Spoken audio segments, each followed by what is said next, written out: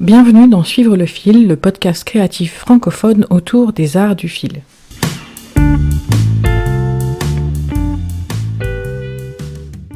Salut, moi c'est Sophie et aujourd'hui je vous emmène faire de la couture vintage. Alors vous n'aurez peut-être pas forcément la même définition que moi pour la couture vintage. Là pour être précis je vous emmène dans les années 30, donc ça commence déjà à faire un petit peu vieux, ça va bientôt faire 100 ans. Et pour moi, la couture vintage, ça a longtemps été un truc que je voyais sur des blogs ou sur des comptes Instagram, et notamment des gens qui faisaient alors plutôt de la couture ancienne, des costumes, des choses des années bien plus anciennes en fait, des choses de 18e, 19e siècle, des trucs que je trouvais magnifiques. J'étais très admirative de la façon dont les gens faisaient ça parce que ça voulait dire investir beaucoup de temps dans quelque chose qui serait porté une fois, 2 fois. Beaucoup de temps, beaucoup de tissu parce que on va pas se leurrer, hein, les vêtements du 18e et du 19e siècle, c'est des montagnes de tissu qui coûtent cher souvent et donc j'étais très admirative mais longtemps je me suis dit non, c'est pas pour moi, j'aime bien j'aime bien pouvoir porter mes vêtements régulièrement. J'ai un peu de mal à voir l'intérêt d'un vêtement qui servirait qu'une fois de temps en temps. Alors, j'ai un petit peu évolué sur la question, mais je continue à préférer quand même les vêtements que je peux porter et d'investir du temps dans quelque chose qui va me servir en quelque sorte. J'ai toujours un peu de mal avec les choses qui servent pas entre guillemets, même si je sais bien qu'il y a forcément une finalité aussi à un costume qu'on réaliserait. Bref, cette introduction un petit peu longue pour dire que je me suis découvert une passion pour la mode des années 30 que je trouve magnifique. Comme beaucoup de gens, j'ai été frappée par la beauté des costumes dans Downton Abbey. Alors, on n'est pas dans les années 30, hein, je le sais. C'est pas la peine de me jeter des cailloux. C'est plus tôt, puisque la série commence en 1912 et se développe après dans les années 20. Mais on rentre déjà là, avec les années 1910, on rentre vraiment dans l'ère moderne du vêtement, entre guillemets, avec des choses qui sont assez proches, d'une certaine manière, de ce on pourrait porter tous les jours. Le souci étant pour la mode des années 20, c'est que moi, j'ai pas du tout le physique pour, en fait. Donc, alors, j'ai pas beaucoup de seins, certes, mais en revanche, mes hanches, ça le fait pas, quoi.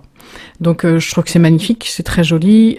J'adore surtout l'utilisation des tissus très transparents, des broderies, des vêtements qui sont ornés de perles. Enfin, il y a vraiment des choses absolument magnifiques. Et d'ailleurs, cet été, j'ai reçu en cadeau le livre des costumes de Downton Abbey, qui, même si je ferais pas les costumes en eux-mêmes, sont une superbe source d'inspiration pour tout ce qui est broderie et ajout de perles et de strass sur les vêtements. Je trouve ça magnifique. Et donc j'ai commencé à regarder un petit peu ce qui se faisait, et je suis tombée, alors je connaissais déjà le site de Mrs. Depew, qui est donc un site américain où elle vend des patrons anciens, et puis, si j'ai bien compris, des patrons qui étaient en taille unique, qu'elle digitalise et qu'elle grade pour les offrir en plusieurs tailles. Et donc ça va sur plusieurs décennies, hein, c'est depuis le 19e siècle jusqu'aux années 60, peut-être 70, j'ai pas trop regardé dans le détail. Voilà, donc il y a plein de choses très jolies. Et puis elle a un truc très spécifique qui est la série Draft at Home, qui est donc patronnée à la maison en quelque sorte. Et là, c'est inspiré, enfin c'est récupéré en quelque sorte d'un système français, puisque les annotations sont en française, qui est basé sur le même principe que la coupe d'or. Alors je sais pas si vous connaissez la coupe d'or ou l'Uterlo. En fait, c'est des patrons qui sont présentés, enfin il y a un seul patron en quelque sorte, de petite dimension, et on va utiliser des règles spécifiques en fonction des règles des objets physiques, hein, c'est pas une règle dans le genre une obligation. Donc on va utiliser des règles en fonction de nos propres mensurations, et ça va nous permettre, en reportant les règles, d'avoir un patron. Donc c'est sur le principe de l'homothétie, on va agrandir le patron en utilisant les règles qu'on a, nous, à partir de mensuration. Donc c'est assez rigolo comme concept. Moi j'avais jamais essayé ni la coupe d'or ni l'Uterlo, parce que il me semble qu'il faut acheter tout le pack d'un coup, et que c'est quand même une somme importante. Et c'est rigolo parce que quand je me suis lancée dans le projet dont je vais parler, dans mon magasin de tissus, celui où je vais régulièrement à côté de Lille, dans le tissu des Ursules, il y a eu un jour, il y avait une démonstration visiblement d'un vendeur de chez La Coupe d'Or, et je voyais plein de femmes qui avaient visiblement été suffisamment charmées pour partir avec les packs. Donc j'ai pu regarder les tarifs, mais c'est pas tout à fait donné non plus. Donc pour un truc que je connaissais pas, j'avais pas tenté l'aventure, et les fois que j'avais regardé, il y avait pas trop de patrons qui me plaisaient, donc je suis pas allée plus loin là-dedans. Mais là, sur le site de Mrs Depew, on peut acheter les patrons à l'unité, et donc j'ai jeté mon dévolu sur un patron de blues, donc un haut des années 30, le numéro 1047, le DAH 1047, qui est donc un patron de haut raglan à manches 3/4 bouffantes, avec une encolure ronde, et puis des découpes sur le devant et le dos, des découpes en V vers le bas. Ça, c'est vraiment un truc des années 30 et 40, les découpes avec des angles incroyables. Et puis, il y a un pan sur le col. Voilà, il est donc sur le dessin d'illustration. On voit, voilà, c'est quelques éléments. Il y a un bracelet de manche. On n'a pas d'indice de fermeture, il n'y a pas la représentation du dos, il n'y a pas de dessin technique comme on pourrait s'y attendre, et puis il est présenté porté sur une jupe. Voilà. Donc en fait, on n'en sait pas beaucoup sur ce patron-là. Et voilà, donc quand on achète le patron lui-même de chez Mrs Depew, donc on a le patron, et puis on a évidemment les règles qui vont avec, sinon ça ne sert pas à grand-chose. Et donc le principe, c'est que sur un patron de blouse, on va utiliser la règle qui correspond à son tour de poitrine. Donc c'est ce que j'ai fait, j'ai imprimé ma règle, j'ai assemblé, parce que c'était en A4, donc c'est des règles qui font après un bon mètre de longueur, avec des graduations qui sont pas des centimètres, hein, c'est vraiment un truc interne à leur système. Alors je serais très curieuse quand même de savoir d'où ça vient.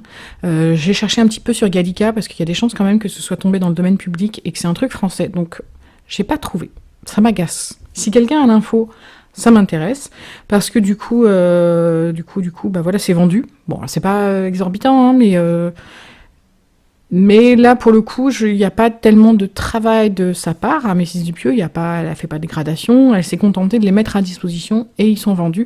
Des choses qui, je pense, sont tombées dans le domaine public. Mais bon, ce serait à vérifier, hein. Tout ça, c'est que des spéculations de ma part. Donc on a cette règle qui est imprimée, ensuite on a le petit patron qui est présenté là, comme c'est pas un très grand patron. Alors je précise que je n'ai essayé que ce modèle-là, hein, dans ce système-là, donc j'imagine que pour d'autres patrons plus compliqués, il doit y avoir plus de pièces de patron. Mais donc sur ce patron-là, j'ai un petit carré qui fait environ 10 cm de côté, qui est divisé en deux, avec deux demi-cercles. Il y a un demi-cercle, où j'ai la manche. Donc comme c'est une manche raglan, elle a une forme quand même très spécifique.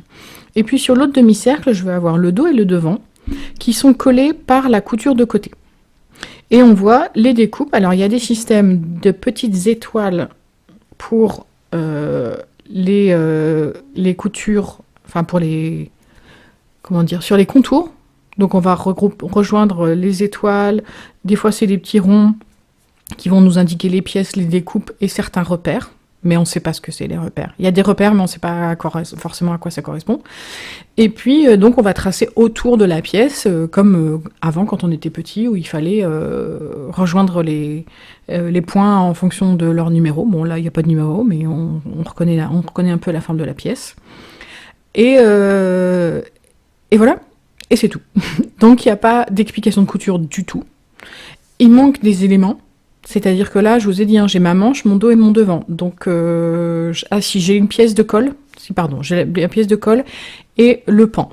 J'ai pas de bracelet de manche. J'ai pas d'indication sur le système de fermeture. J'ai pas le type de poignet, comment je ferme le poignet. Sur le devant et le dos, j'ai le milieu devant et le milieu dos qui sont indiqués. Donc ça, c'est déjà pas mal. Mais pour l'autre pièce, par exemple, pour la manche, j'ai pas le droit fil. Voilà. Et il y a des repères, mais je ne sais pas à quoi ils correspondent. Donc, autant vous dire que si vous vous lancez là-dedans, il faut quand même que vous sachiez assembler ce type de vêtements-là, et que vous en ayez déjà fait plusieurs, hein. Évidemment, il n'est pas question d'imaginer que vous allez être tenu par la main, donc c'est vraiment pas à destination des débutants. parce que voilà, vous allez avoir un certain nombre de choix à faire. Il va falloir, voilà, ça nécessite quand même des connaissances déjà. Donc moi, dans mon patron, donc voilà, il fallait que je choisisse le système de fermeture. Donc moi, j'ai choisi de faire une fente milieu dos, qui n'allait pas évidemment sur toute la hauteur du milieu dos, une fente qui fait environ 10 cm de haut, que j'ai réduite après, parce qu'en fait il s'avérait que 10 cm c'était beaucoup trop avec le col. Donc j'ai fait une fente indéchirable, et puis j'ai terminé avec 2 petites brides et des boutons. Et puis pour mes manches, donc sur le dessin, on voit qu'elles sont très larges en bas, et effectivement la pièce de manche, elle est vraiment large, parce qu'elle est plus large en bas qu'au niveau du biceps. Et puis on voit que c'est blousé et qu'il doit y avoir un bracelet de manche qu'on n'a donc pas dans les pièces. Donc j'ai conçu un bracelet de manche pour la largeur de mon bras au niveau de cette manche 3/4, donc c'est pas au niveau du poignet, donc il faut que ce soit un petit peu plus petit. Et puis il a fallu que je réfléchisse à la façon dont j'allais gérer tout ce volume à la manche. Donc pour la manche, je me suis dit, moi je vais faire des plis. C'est ce que j'avais prévu de faire. J'ai pas envie de faire des fronces, parce que je trouve que ça va pas rendre exactement comme sur le modèle. Et donc j'ai choisi de faire des plis. Donc il a fallu aussi réfléchir à comment j'allais positionner mes plis. Voilà.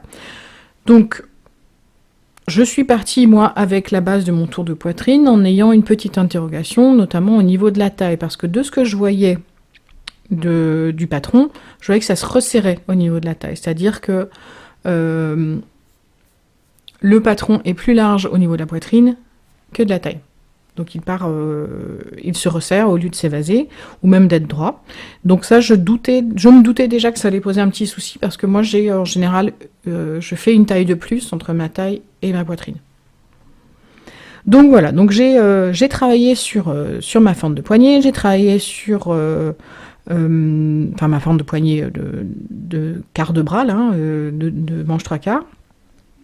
J'ai froncé mes manches. Pareil, je me doutais bien que sur la manche, au niveau du biceps, ça allait pas le faire. Et effectivement, ça le faisait pas. Il me manquait quand même un certain nombre de centimètres pour arriver à finir mon tour de bras. Alors j'ai eu un petit souci, c'est qu'en fait, en dehors du jersey et donc des t-shirts, je crois que je n'ai jamais cousu de vêtements raglants.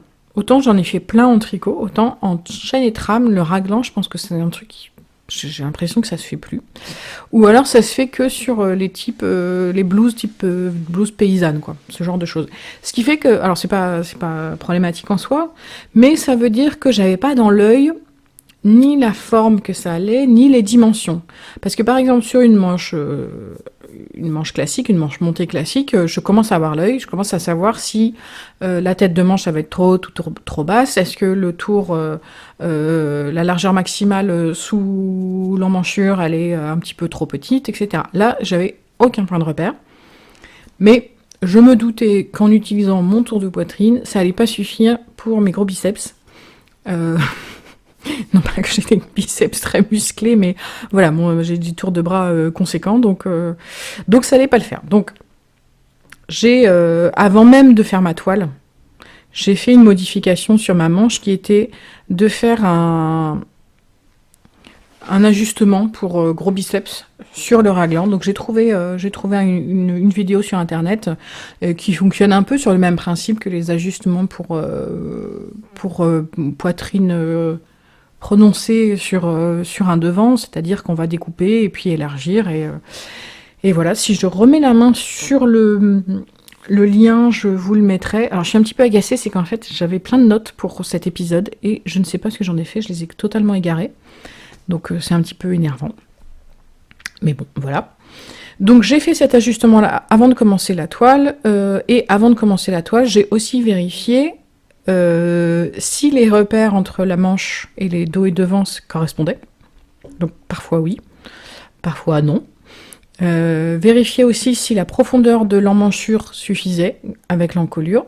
Et j'ai vérifié que non, ça suffisait pas. J'allais pas réussir à bouger mes bras, ça allait être trop serré sous l'aisselle. Donc j'ai ajusté un petit peu la profondeur d'emmanchure.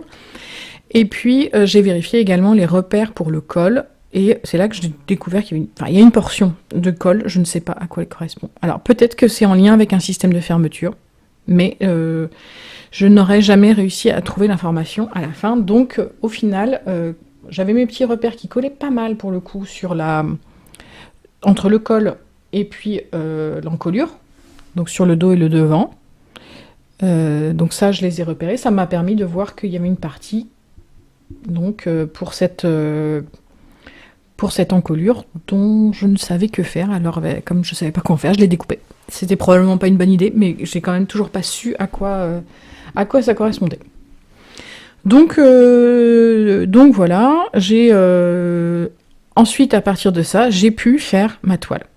Ma toile m'a donné un certain nombre d'indications, notamment que j'avais pas cousu mes plis de manches dans le bon sens sur une des deux manches. Je les avais pliés à l'envers. Bon, ben voilà. Donc j'ai noté que j'avais intérêt à faire gaffe par la suite.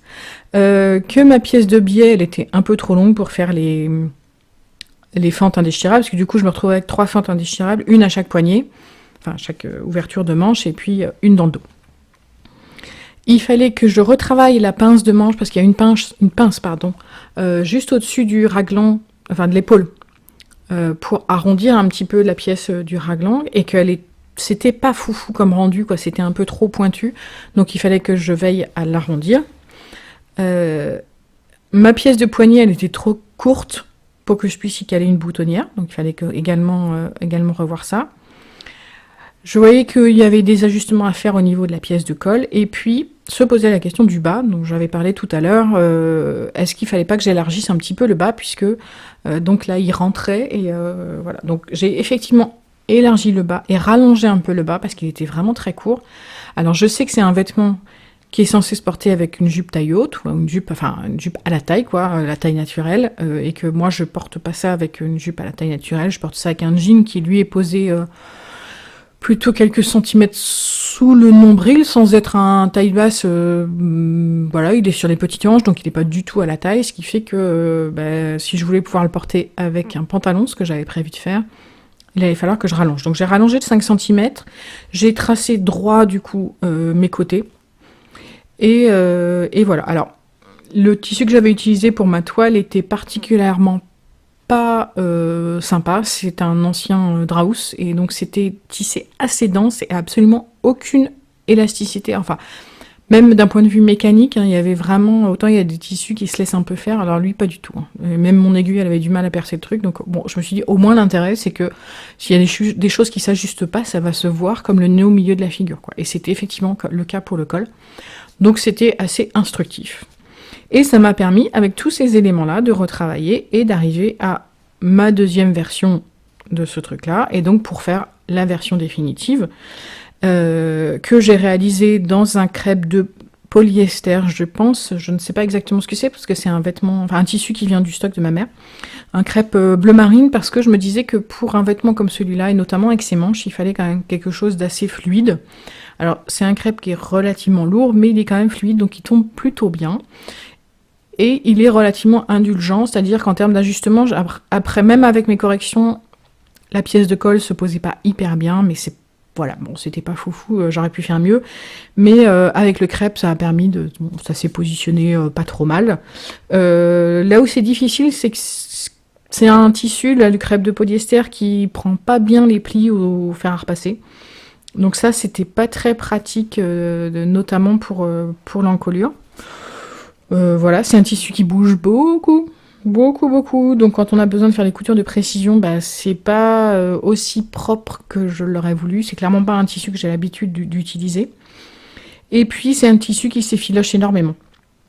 Donc il a fallu que je surjette très vite, que je surfile un maximum de pièces pour qu'il se décompose pas complètement.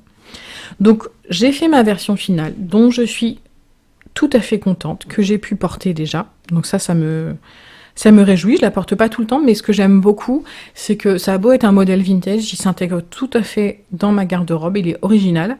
J'aime beaucoup à la fois le raglan et puis les découpes du devant, là, elles se voient pas forcément trop hein, sur mon vêtement, parce que là j'ai choisi un tissu uni. Alors je précise que ces découpes en V là, c'est vraiment un défi à coudre. Mais ils sont hyper fans, hein, dans les modèles des années 30 de ce que j'ai vu, ils adorent les découpes à angle droit, voire à angle aigu, et c'est pas une mince affaire d'arriver à faire quelque chose de propre. Un angle qui soit vraiment un angle et pas une espèce de machin arrondi, et notamment dans le crêpe de polyester, ça c'était un peu chaud, j'ai trouvé. Voilà, mais la découpe elle est très très belle, et évidemment elle serait beaucoup plus mise en valeur si j'avais eu un tissu à rayures. Là ça aurait été flagrant, mais j'avais pas envie. J'avais envie d'un truc très tout à fait uni, qui reste plutôt discret et où on voit les découpes dans un deuxième temps. Les manches bouffantes, elles sont très très belles. J'aime beaucoup la forme que ça a. Et voilà, quoi. Donc je suis plutôt contente. Je suis pas certaine que je le referai, parce que je suis pas certaine d'avoir besoin d'une deuxième blouse à découpe comme ça. Et puis, ce serait sympa d'aller explorer d'autres patrons de cette période-là. Il y a juste un truc que je referai enfin, je pense que je vais modifier. C'est que j'ai fait un ourlet à la machine et bof. Il est pas terrible, il est mal positionné, il gondole, et même avec un petit coup de fer à repasser, il continue à être pas fou. Donc je pense qu'il faudrait que je le découse et que je le couse à la main. Comme j'ai fait pour mon col je l'ai cousu à la main, et au moins j'ai une meilleure maîtrise de ce que je fais, quoi. Et voilà, après peut-être qu'il faudrait que... Bon, j'étais contente d'avoir ce crêpe de polyester dans mon stock, au moins je l'ai utilisé, il sert à quelque chose, mais non seulement il marque pas bien le fer à... Enfin, en fait, il marque pas bien le fer à repasser pour faire les plis, mais par contre, quand on a fait un peu trop chaud, qu'on a un peu trop appuyé à un endroit, ça marque, et ça reste, et c'est définitif. Donc c'est un petit peu agaçant, quoi. Voilà, c'est pas un tissu qui est trop génial. Il faudrait que je refasse peut-être dans un crêpe. Si j'avais des thunes, je ferais ça dans un crêpe de soie, ce serait magnifique. Mais bon, ça coûte cher. Voilà. Donc j'étais très contente de cette opportunité de pouvoir tester ce type de patron. Je trouve ça très rigolo, et je serais ravie d'en refaire d'autres. Alors j'ai pas trop regardé dans la série DAH de Mrs. Dipio, là, mais celui-là j'ai bien aimé, et parce qu'en fait j'ai en tête surtout, j'ai acheté pour cette période-là, pour les années 30, le système Aslam, dont je vous ai peut-être déjà parlé, je ne sais plus. Et j'ai quelques pièces en tête là-dedans, notamment, donc je vais peut-être commencer par une blouse, parce que c'est du semi-patronage en fait, c'est-à-dire que c'est un système, je dis vite parce que l'objectif c'est quand même que j'arrive à faire un épisode spécifiquement sur Aslam, mais j'ai pas abouti le truc, mais en gros le système Aslam, donc c'est Madame Aslam qui a mis au point une règle pareil avec des courbes qui sert spécifiquement pour ses patrons, et donc on crée son bloc de base très facilement, et ensuite elle propose les transformations pour pouvoir faire plein d'autres pièces. Et ça, je trouve ça génial, parce qu'en fait, il y a beaucoup de livres ou de méthodes qui indiquent comment patronner, mais sur les transformations, finalement, il y en a moins. Donc la transformation, c'est comment on part de son bloc de base, qui est vraiment une copie de son corps avec plus ou moins d'aisance, pour arriver à un vêtement qui va avoir des éléments stylistiques, qui va avoir des plis, qui va avoir des fronces, qui va avoir du volume rajouté à tel endroit, du volume enlevé à tel autre. Voilà, donc comment on transforme ce bloc de base, qui est donc juste notre corps, en un vêtement. Et ça, je trouve ça vraiment chouette, la partie transformation. Et donc, je voulais, à partir de ce système Aslam, j'ai acheté un petit livret avec un certain nombre de patrons dedans, commencer par un haut, histoire de pas faire trop compliqué, et puis après j'ai repéré une très belle veste qui s'intégrerait aussi assez bien dans une garde-robe actuelle. Voilà, donc ça c'est mon objectif plus tard, avant de me relancer dans un truc DAH qui était très rigolo, ceci dit, hein, le petit système des règles et de la translation de l'homothétie, là c'était très chouette, mais voilà, j'ai d'autres choses à faire pour l'instant. Voilà, bah écoutez, j'espère que cet épisode vous a plu, que vous avez pu découvrir à cette occasion ce système DAH, et que vous aurez peut-être envie de vous lancer vous aussi dans la couture vintage. Si vous entendez cette partie, c'est que vous avez écouté jusqu'au bout, et pour ça, je vous remercie du fond du cœur. Si cet épisode vous a plu, n'hésitez pas à lui mettre 5 étoiles là où vous pouvez mettre 5 étoiles, et à commenter, ça me ferait très plaisir d'en discuter avec vous.